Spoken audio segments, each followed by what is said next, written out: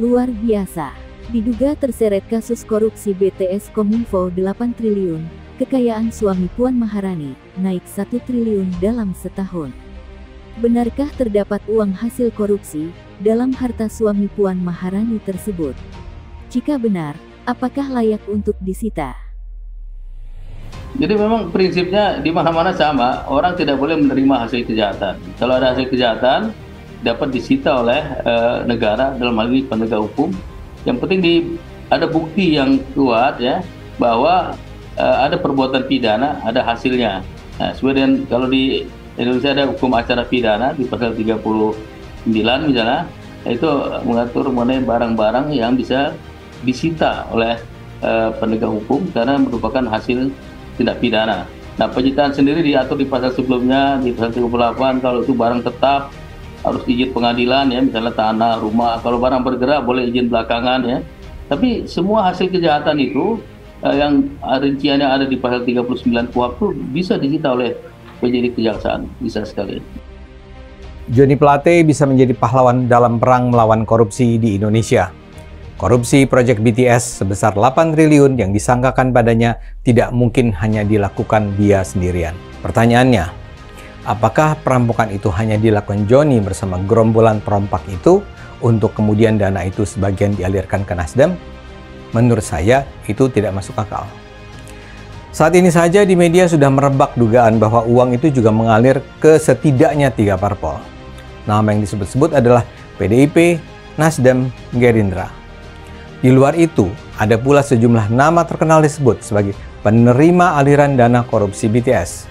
Misalnya saja ada nama Hasto Kristianto, Sekjen PDIP, putra Mensesnek Pratikno, Menteri Kelautan dan Perikanan Sakti Wahyu Trenggono, serta Happy Hapsoro yang adalah suami Puan Maharani. Sakti Wahyu disebut sebagai vendor tower dan BTS, sedangkan Happy Hapsoro disebut sebagai vendor panel surya. Seperti saya katakan, korupsi raksasa semacam ini hampir pasti tidak hanya dilakukan Joni and his gang. Kita layak curiga dengan peran DPR di sini. Saya tidak ingin mengada-ada, tapi proyek BTS ini tidak hanya melibatkan Kominfo. Anggaran belanja negara semacam ini disusun bersama pemerintah dengan DPR. Setelah ditetapkan, penggunaan anggarannya juga diawasi oleh DPR. Penentuan vendor-vendornya pun diawasi DPR. DPR punya otoritas untuk mengawasi, menyetujui, memeriksa, dan meminta pemerintah menindaklanjuti hasil pengawasan DPR tersebut. Dalam hal ini, sebuah proyek bernilai 8 triliun rupiah tidak mungkin tidak diawasi secara ketat dan berhati-hati oleh DPR.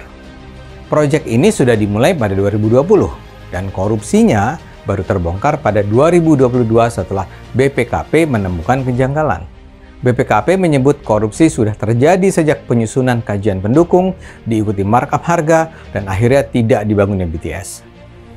Luar biasa mengherankan kalau ini semua tidak diketahui DPR. Bagaimanapun saya percaya kejaksaan, polisi, KPK, dan aparat penegak hukum lainnya harus membongkar kejahatan jemaah ini sampai ke akarnya. Kalau uang jarahan ini memang mengalir ke partai-partai politik atau tokoh-tokoh politik, beberkan saja kepada publik. Begitu juga partai-partai politik sebaiknya bicara terbuka tentang apa yang mereka ketahui. Ungkapkan cerita yang menyebabkan DPR sampai tidak mengetahui berlangsungnya penjarahan sampai 8. Memang agak pelik kalau masuk ke partai politik. Ada dua sistem yang berbeda.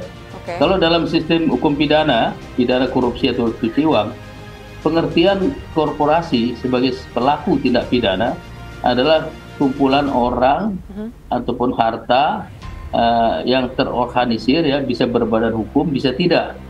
Jadi kalau dilihat definisi itu, partai itu sebenarnya masuk dalam pengertian korporasi. Kalau dia melakukan atau misalnya dia menerima hasil kejahatan, dia bisa terkena pidana kalau menerima itu pasal 5 Undang-Undang TPPU.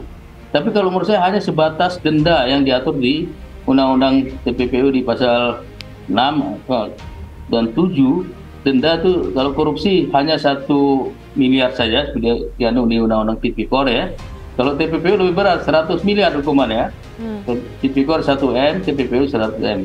Nah, kalau terkait dengan hukuman tambahan, di Undang-Undang TPPU ada hukuman tambahan membekukan, dan membubarkan korporasi. Nah, kalau membubarkan partai, kalau menurut saya dia tidak tunduk pada rezim korupsi atau TPPU, ada undang-undang parpol, ada undang-undang Mahkamah Konstitusi yang mengatur kewenangan Mahkamah Konstitusi atas permohonan pemerintah untuk membubarkan partai, dan alasannya pun terbatas, lebih banyak alasan-alasan ideologis, misalnya azasnya, tujuannya, kegiatannya tidak sesuai dengan Pancasila dan Undang-Undang Dasar 45. Dugaan keterlibatan Happy Hapsoro pada kasus korupsi BTS 4G membuat nama suami Puan Maharani ini mulai disorot. Pasalnya, nama suami Puan Maharani tercatat dalam skema konsorsium korupsi BTS Kominfo yang merugikan negara hingga 8 triliun rupiah. Menurut pengamat, biasanya kasus korupsi yang besar pasti akan melakukan tindak pidana pencucian uang dengan tujuan menyembunyikan harta hasil kejahatannya tersebut.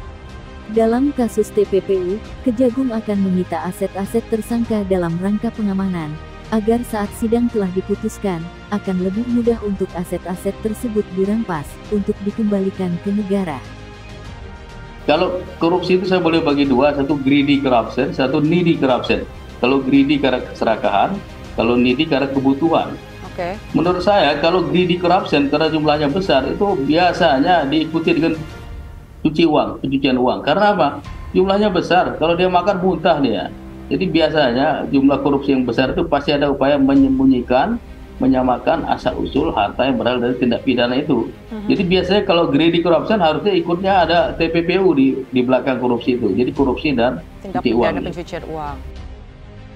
Biasanya PPU itu kita sangkakan oleh para tersangka ya dalam rangka untuk aset tracing. Aset tracing ini ujungnya apa? Recovery aset, ya, pengembalian keuangan negara. Ya, untuk mempermudah pengembalian keuangan negara ke depannya bagi teman-teman penyidik, penuntut umum sampai pada jaksa nanti ketika perkara ini sudah dilakukan eksekusi, ketika sudah terbukti dengan mempunyai kekuatan hukum tetap di pengadilan.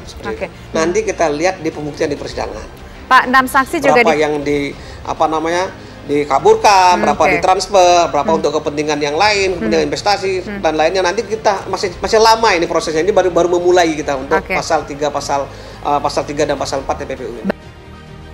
Setelah ditelisik lebih lanjut, ternyata kekayaan Happy Sukmono Hadi, yang juga dikenal dengan nama Happy Hapsoro, suami dari Ketua DPR RI, Puan Maharani, juga sempat mengalami peningkatan sebesar 1 triliun rupiah dalam setahun.